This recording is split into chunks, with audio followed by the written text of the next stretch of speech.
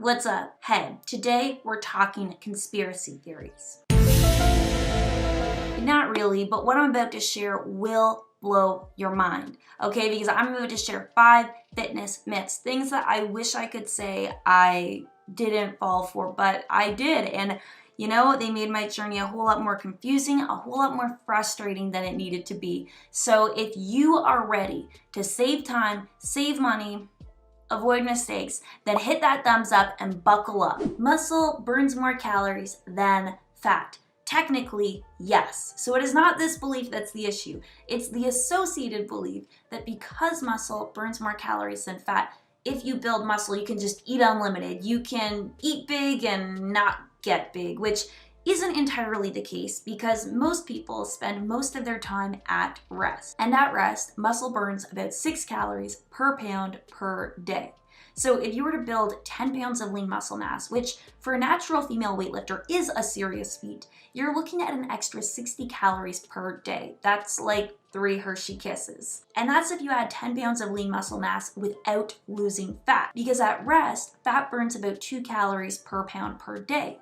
So say you lose 10 pounds of fat, you're losing the calories burned from that, you're gaining 10 pounds of lean muscle mass, you're gaining the calories burned from that, it works out to an extra 40 calories per day. So that's only 2 Hershey Kisses left now. Of course, if you're active, calorie burn will increase with intensity and duration of exercise, but just having muscle does not have as significant of an impact on your metabolism as you may think. Weightlifting is better for fat loss than cardio.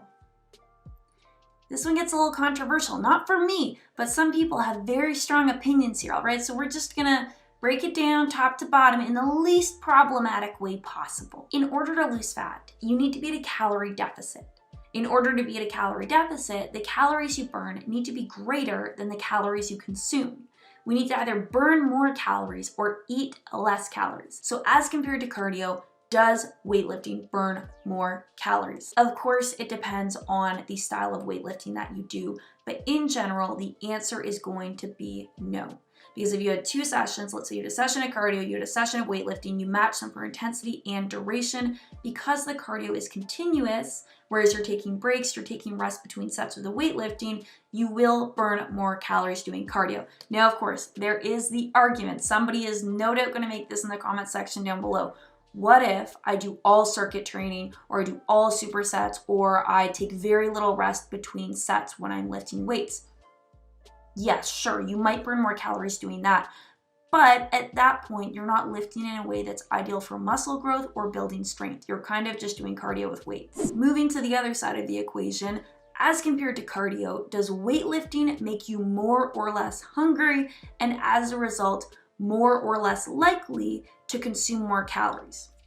This one's a little bit more complex because hunger is a system that has a lot of different things affecting it, right? Hunger is affected by your body fat levels, it's affected by stress hormones, it's affected by so many different things that are unique to you. So there is an element of this that will depend on you personally as a human being, but there are a few general trends when it comes to exercise. In general, high intensity exercise will make you less hungry, at least initially. And part of the reason for this is because during high intensity exercise, your body redirects most of its blood flow to your working muscles and away from your digestive system. This is not the ideal environment for breaking down or digesting food, and so you often won't feel hungry until your blood flow has returned to normal. In general, lifting heavier weights for more reps and sets will make you more hungry. The reason for this is because when you lift weights, you create small tears in your muscles. The heavier you lift and the more reps and sets you do, the more damage you're likely to create. So in order to repair this and get stronger over time, your body requires fuel and it cranks up your hunger to get this fuel. And in general, sweatier workouts will make you less hungry, at least initially. Sweat is your body's response to being too hot. So in order to return your body temperature to normal, your body will increase blood flow to your extremities. taking it away from your too hot core and releasing it to your surroundings. This is not the ideal environment for breaking down or digesting food, and so similar to with high intensity workouts, you won't feel hungry until your blood flow returns back to normal. Either way, if you're increasing your activity levels, regardless of whether they come from weightlifting or cardio, and you're not keeping an eye on your nutrition, you will risk that increased activity increasing your hunger, and as a result, eating back the calories you're burning. This is why when it comes to weightlifting, I don't recommend doing weightlifting to burn calories. I recommend you lift weights to build muscle and create shape, then use portion control and an overall healthy and active lifestyle to lose the fat and reveal the shape underneath. Bodyweight workouts don't work. Define work, okay? Because if you do a quick search, you will find hundreds, maybe thousands of videos online, honestly, probably more, videos of people who these have clearly worked for. Very fit people who have gotten incredible results doing bodyweight workouts. So we can keep our heads in the sand and we can keep pretending that weightlifting is the only way to get fit, or we can acknowledge that there is more than one way of doing things. You might work out for overall health. You might work out for calorie burn. You might work out for muscle building. Okay, when it comes to overall health, some activity, any activity, is always better than no activity. So you're already winning there. Okay, when it comes to calorie burn, you can definitely get the intensity high enough with body weight alone to burn a lot of calories. Like, hello, have you ever tried running? From a muscle building standpoint, I think this is where we're getting caught up. So here's the deal. When it comes to building muscle, the single most important factor to your success is that you're doing more over time, okay? So more reps, more sets, more weight, more time under tension, etc. Okay, when you train in the gym, it is easy to keep adding more weight. You can essentially add infinity weight. You can keep adding weight and you will never be able to lift all the weights in the gym. Maybe you can, I can't. All right, when you work with your body weight, you're limited by just having the weight of your body. So you have to be a little bit more strategic, but you can do things like slowing down your rep speed, adding pauses to your reps, you're spending more time under tension. You can work towards doing single arm or single leg variations of exercises so it feels like you're moving more weight. You can do plyometric or power variations of exercises where you gotta jump or move more powerfully, which again makes it feel like you're moving more weight, which makes exercise more difficult. But there will come a point, depending on your current experience level, it might happen sooner, it might happen later. There'll come a point where these exercises are no longer challenging. And at that point, you'll need some sort of external equipment in order to make the exercises more difficult if you want to keep building muscle. Do you have to keep building muscle? No, that's the beauty of your fitness journey. You get to do whatever you like. I personally have reached the level of muscle I love with weightlifting, and so even though I'm still lifting weights, I'm not pushing myself to get stronger on every single movement because I don't want to grow every single muscle group. I love where my body's at, right? So if you reach a point with bodyweight workouts where you love your body, you love the amount of muscle you have, you don't have any desire to add muscle in any specific areas, then there's no reason you need to change. If it ain't broke, don't fix it. Training chest will grow your boobs. Look, I gotta beef up myself on this one. A few years ago, I made a video that got over 3 million views called 7 Exercises to Grow Your Boobs.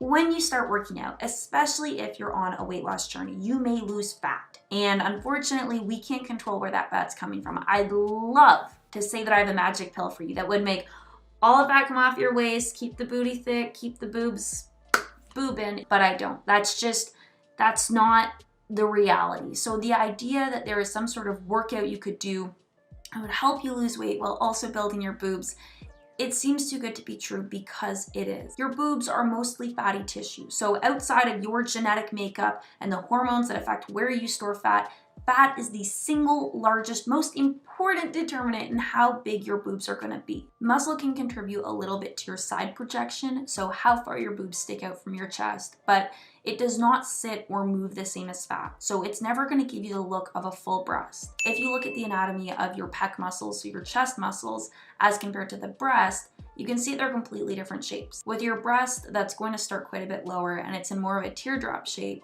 Whereas with your pec, that starts almost all the way up by your collarbone and it's more uniform in thickness. So trying to build pecs in order to build boobs is kind of like trying to fit a square peg in a round hole. Like It just doesn't make sense. Training back will improve your posture. It depends, all right? I feel like I need a big neon sign that just flashes every time I have that answer. While poor posture can be caused by weak back muscles, particularly the muscles behind your shoulders, it's all about balance. If you overdevelop the muscles on either the front side or the back side of your body, that can lead to strength imbalances that either cause poor posture or worsen an existing posture problem. Something you may have heard of is upper cross syndrome, which is when you have tight or stronger pec muscles, tight or stronger back of neck muscles, then weaker front of neck muscles, as well as weaker back muscles. I don't think that this graphic applies to everyone. I don't think that this is the cause of all poor posture. I actually think it's when we take like these very vague interpretations and think they apply to everything and just assume, well, if I need stronger back muscles, that's gonna fix all my problems. I think that is where we run into issues, right? Because if you start doing a lot of back exercises, especially exercises that target your lats, so think lat pull downs or barbell rows, these may actually make your posture worse, as one of the functions of the lats is to internally rotate your shoulders. So by strengthening them or training them so much that they become tight, this may actually cause your upper arm to rotate inward, making that hunched posture even worse. Long story short, posture is complex, so if you have an upper back issue that is causing you pain, if you have really bad posture that's causing issues in your life, I highly recommend you go to a professional or at least dig a little bit deeper than doing a bunch of back exercises. I was gonna put another myth here, which might still be a myth, but it's something I've been working on.